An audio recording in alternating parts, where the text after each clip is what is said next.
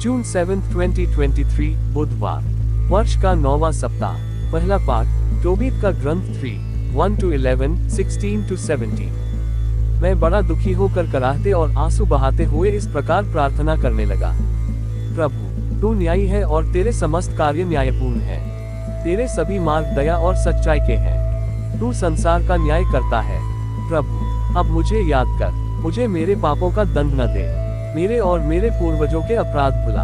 हम लोगों ने तेरी आज्ञाओं का पालन नहीं किया, इसलिए हम लूट, निर्वासन एवं मृत्यु के शिकार बने हुए हैं, और तूने हमें जिन राष्ट्रों में बिखेरा, वहां हम अपमानित हुए हैं।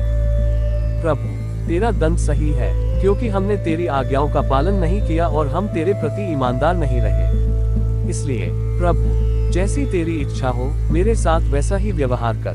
मुझे उठा लेने की कृपा कर, क्योंकि मेरे लिए जीवन की अपेक्षा मरण अच्छा है। मैं झूठी निंदा सुनते सुनते तंग आ गया हूँ। मैं बड़ा दुखी हूँ। प्रभु, मुझसे ये कष्ट दूर कर। मुझे अपने शाश्वत निवास में प्रवेश करने दे। प्रभु, मुझसे अपना मुख न छिपा। जीवन भर इस प्रकार का कष्ट सहते और निंदा सुनते रहने की अपेक्षा मेरे लिए मरण अच्छा है।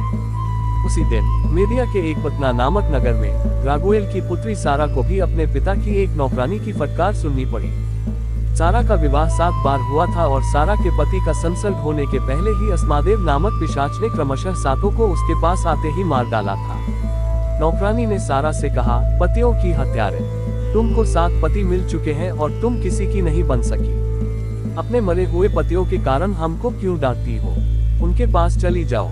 अच्छा हो कि हम तुम्हारे पुत्र या तुम्हारी पुत्री को कभी नहीं देखे। उस दिन सारा को बड़ा दुख हुआ।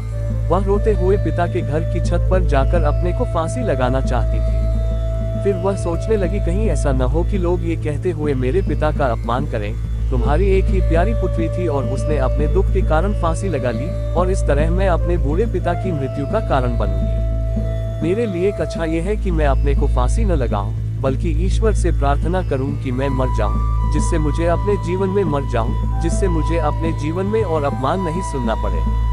इसके बाद वह खिड़की के पास हाथ पसारे इस प्रकार प्रार्थना करने लगी, दयालु प्रभु ईश्वर, तू धन्य है। तेरा पवित्र और सम्मान्य नाम सदा सर्वदा धन्य है। तेरे सभी कार्य सदा सर्वदा तुझे धन्य कहे। प्रभु ईश्वर ने उन दोनों की प्रार्थनाएं सुनी। स्वर्गदूत रफाएल उनके पास भेजा गया, जिससे वह उन दोनों को स्वस्थ करे, वह टोबीत का मोतियाबिंद दूर करे और रागुएल की बेटी सारा का विवाह टोबीत के पुत्र टोबियाह से कराए।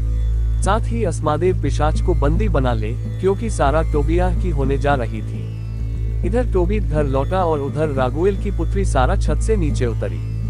सुसमाचार। संत मार्कुस का सुसमाचार 12:18-27। इसके बाद सदूकी उनके पास आए। उनकी धारणा है कि पुनरुत्थान नहीं होता। उन्होंने ईसा के सामने ये प्रश्न रखा, गुरुवर, मूसा ने हमारे लिए यह नियम बनाया, यदि किसी का भाई अपनी पत्नी के रहते निस्संतान मर जाए, तो वह उसकी विधवा को ब्याह कर अपने भाई के लिए संतान उत्पन्न करे। 7 भाई थे। पहले ने विवाह किया और वह निस्संतान मर गया। दूसरा उसकी विधवा को ब्याह कर निस्संतान मर गया।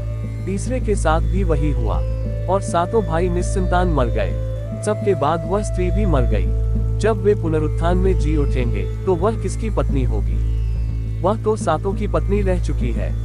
ईसा ने उन्हें उत्तर दिया, कहीं तुम लोग इसीलिए तो भ्रम में नहीं पड़े हुए हो कि तुम न तो धर्मग्रंथ जानते हो और न ईश्वर का सामर्थ्य। क्योंकि जब वे मृतकों में से जी उठते हैं, तब न तो पुरुष विवाह करते और न स्त्रियां विवाह में दी जाती है, बल्कि वे स्वर्गदूतों के सदृश होते हैं। जहाँ तक पुनरुत्थान का प्रश्न है, क्या तुम लोगों ने मूसा के ग्रंथ में जारी की कथा में यह नहीं पढ़ा कि ईश्वर ने मूसा से कहा, मैं इब्राहिम का ईश्वर, इसहाक का ईश्वर और याकूब का ईश्वर हूँ। वह मृतकों का नहीं, जीवितों का ईश्वर है। ये तुम लोगों का भारी भ्रम है। मनन चिंतन। सदूकियों का मानना था कि मृतकों का पुनरुत्थान नहीं होता। वे जानते थे कि यीशु मृतकों के पुनरुत्थान में विश्वास करते थे और अपने शिष्यों को भी यही सिखाते थे। ये साबित करने के प्रयास में कि वे जो मानते थे वह सही था, उन्होंने यीशु से पुनरुत्थान के बारे में एक प्रश्न किया। इस प्रश्न के अंतर्गत उन सदूकियों ने एक महिला का एक काल्पनिक उदाहरण दिया, जिसने 7 भाइयों से, उनमें से प्रत्येक की मृत्यु के बाद एक के बाद एक से शादी की। यीशु ने उन्हें बहुत ही सुस्पष्ट उत्तर दिया। उन्होंने कहा, कहीं तुम लोग इसीलिए तो भ्रम में नहीं पड़े हुए हो कि तुम न तो धर्मग्रंथ जानते हो और न ईश्वर का सामर्थ्य। फिर उन्होंने उन्हें समझाया कि पुनरुत्थान के बाद का जीवन हमारे पार्थिव जीवन से बहुत भिन्न है। इसलिए इस सांसारिक जीवन के नियमों को पुनरुत्थान के बाद के जीवन पर लागू नहीं किया जा सकता है। उसने उनसे ये भी कहा कि ईश्वर के सामने कोई मरा नहीं है, सभी जीवित हैं। हमारा जीवन वास्तव में मृत्यु पर रूपांतरित हो जाता है। हम एक अन्य प्रकार के अस्तित्व में प्रवेश करते हैं, जो कि स्वर्गदूतों के जीवन के समान है।